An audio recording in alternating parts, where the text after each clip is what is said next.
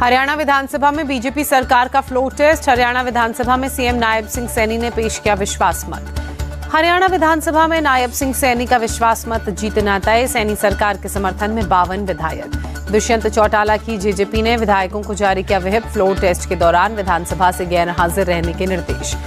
Whip के बावजूद floor test में पहुंचे 10 में से 5 विधायक। सीएम नायब सैनी के विश्वास मत पेश करने के दौरान विधानसभा से सभी जेजेपी विधायक निकले बाहर। हरियाणा में फ्लोर टेस्ट पर अनिल विज ने कहा, मैं बीजेपी का अनन्य भक्त, मैंने हमेशा बीजेपी के लिए काम किया, आगे भी करता रहूंगा। इंडियाज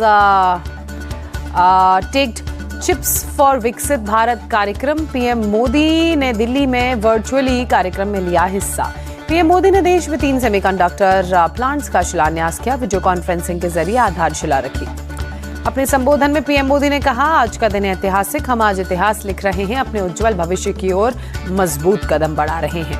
पीएम मोदी ने कहा, हम टेक्नोलॉजी एडवांसमेंट पर काम कर रहे हैं, भारत दुनिया का दूसरा सबसे बड़ा मोबाइल फोन निर्माता। पीएम मोदी ने कहा, इस ऐतिहासिक मौके पर कार्यक्रम से जुड़े 60,000 से ज्यादा कॉलेज, एजुकेशन इंस्टीट्यूट, ये भी रिकॉर्ड है। कार्यक्रम में केंद्रीय मंत्री अश्विनी वैष्णव ने कहा, देश में 4 सेमीकंडक्टर यूनिट में से एक असम में बनाई जा रही है। डबल इंजन सरकार में तेज विकास का उदाहरण है 4 प्लांट। पीएम मोदी आज शाम 4 बजे सूरज पोर्टल करेंगे लॉन्च।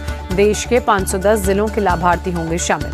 मिशन साउथ पर जाएंगे पीएम मोदी। 15 मार्च को तेलंगाना के मलकाजगिरी में करेंगे रोड शो। 16 मार्च को कर्नाटक के नागा कुर्नूल, गुलबर्ग में रैली। लोकसभा चुनाव की घोषणा से पहले मोदी कैबिनेट की आज आखिरी बैठक। पीएम मोदी कर सकते हैं कई बड़े फैसले।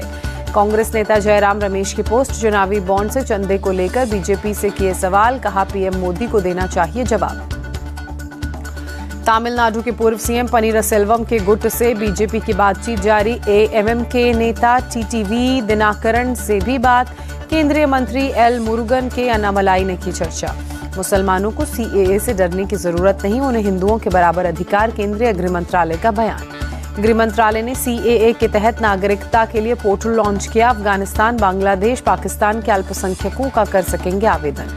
गृह मंत्री अमित शाह का कांग्रेस पर निशाना। वोट बैंक की पॉलिटिक्स के चलते सीएए का विरोध कर रही हैं। सीएए पर भड़की सीएम ममता बनर्जी। बंगाल के अधिकार नहीं छीनने दूंगी, मैं अपनी जान देने के लिए भी तैयार। सीएम ममता बनर्जी के बयान पर बीजेपी नेता दिलीप घोष का तंज। कहा, जब सीएए लागू हो गया है तो कहती हैं कि हम इसे होने नहीं देंगे।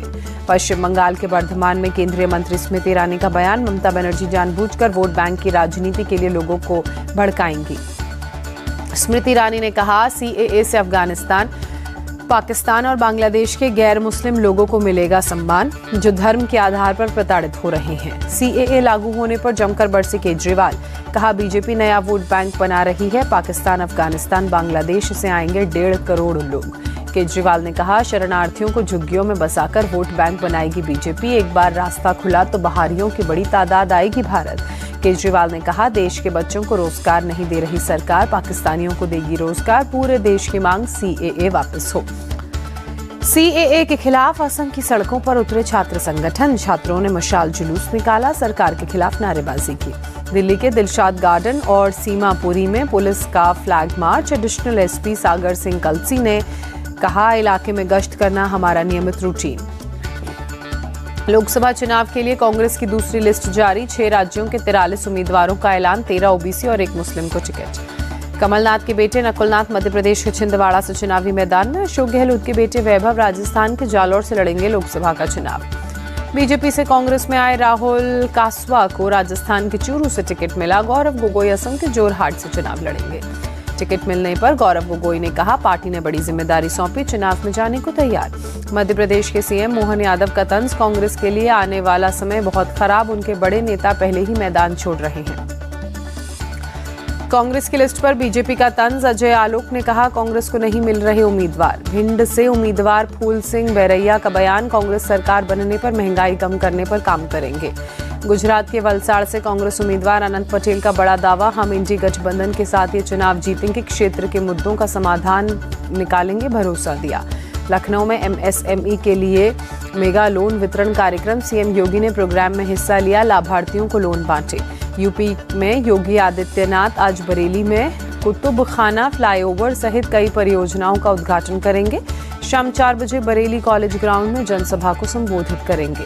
झारखंड के हजारीबाग में कांग्रेस विधायक अंबा प्रसाद के घर ईडी रेड जारी। कल से ही दस्तावेजों की छानबीन में ईडी की टीम जुटी। गांधीनगर के नाद ब्रह्मा कला केंद्र का उद्घाटन सीएम भूपेंद्र पटेल और प्रदेश बीजेपी चीफ सीआर पाटिल ने उद्घाटन किया। मध्य प्रदेश के सीएम डॉक्टर मोहन यादव का भोपाल में रोड शो। भारी संख्या में लोग रोड शो में शामिल हुए। लोगों ने सीएम पर फूलों की बारिश की। केरल के कन्नूर में कांग्रेस और सीपीआईएम के कार्यकर्ताओं के बीच झड़प। मौके पर पहुंची पुलिस ने हालात काबू में किए। आंध्र प्रदेश के पलनाडु में टीडीपी और वाईएसआरसीपी के कार्यकर्ताओं के बीच झड़प। कई लोग घायल। मामूली मामले में पुलिस जांच में जुटी।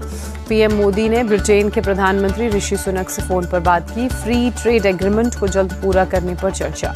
पीएम मोदी ने ट्वीट कर दी जानकारी। लिखा, हमने द्विपक्षीय रणनीतिक साझेदारी मजबूत करने पर प्रतिबद्धता जताई। दिल्ली में विदेश मंत्री एस जयशंकर और न्यूजीलैंड के डिप्टी प्राइम मिनिस्टर की मुलाकात। जयशंकर ने विंस्टन पीटर्स का स्वागत किया। दोनों नेताओं के बीच द्विपक्षीय वार्ता हुई। सुप्रीम कोर्ट में इलेक्शन कमिश्नर की नियुक्ति बिल को लेकर याचिका।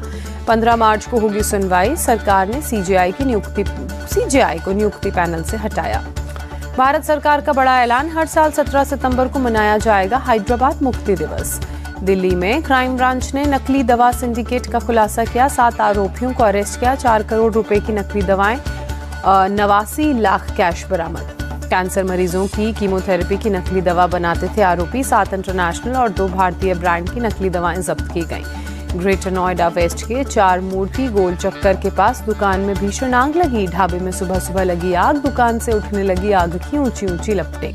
आग लगते ही मची अफरा तफरी। मौके पर पहुंची फायर ब्रिगेड की टीम ने आग पर पाया काबू। आग से किसी के जान को नुकसान नहीं। दुकान के बाहर खड़ी कई बाइक जलकर खाक। यूपी के फिरोजाबाद में एसडीएम ने सरकारी हेल्थ सेंटर का निरीक्षण किया। कई डॉक्टर्स गैर हाजिर मिले। एक्सपायर्ड दवाएं बरामद।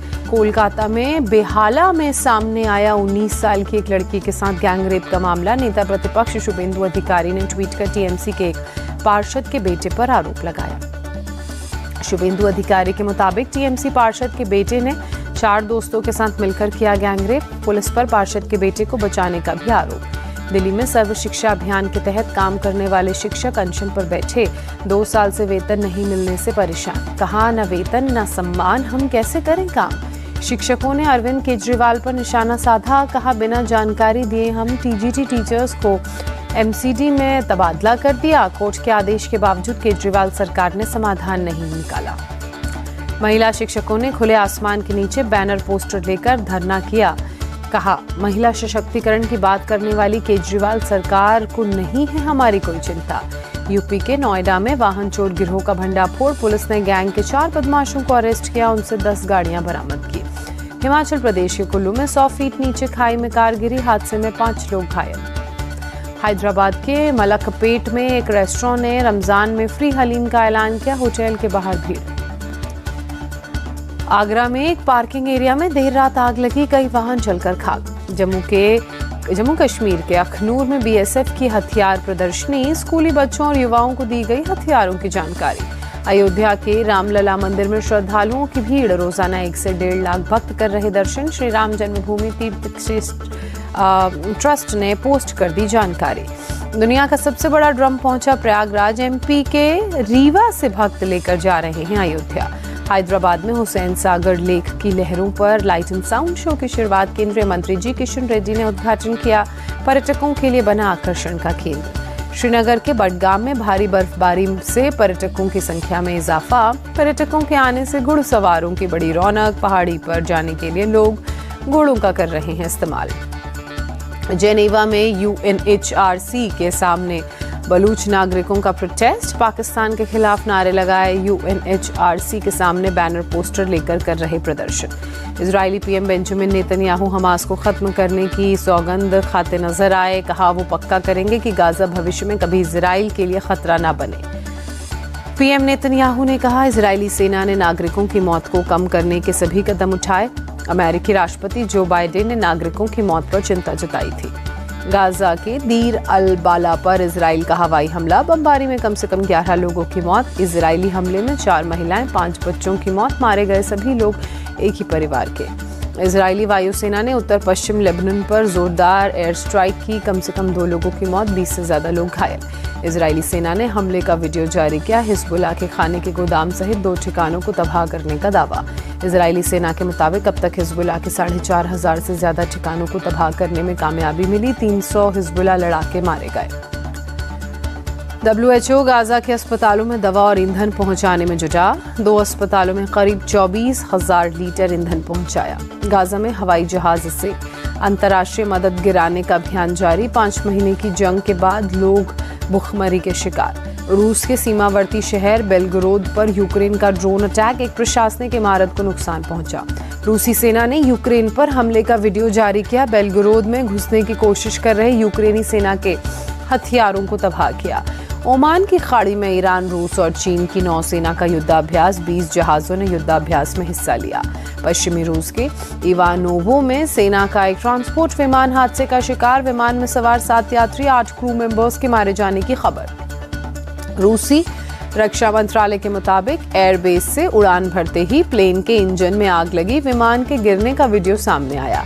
अमेरिका के पिट्सबर्ग में एक मकान में जोरदार धमाका, एक महिला सहित 2 लोगों की मौत, मकान तबाह। पाकिस्तान के मुल्तान में एक 3 मंजिला इमारत ढही, 9 लोगों की मौत, 2 बुरी तरह से जख्मी। अधिकारियों के मुताबिक खराब मटेरियल और सुरक्षा उपायों में कमी की वजह से इमारत गिरी।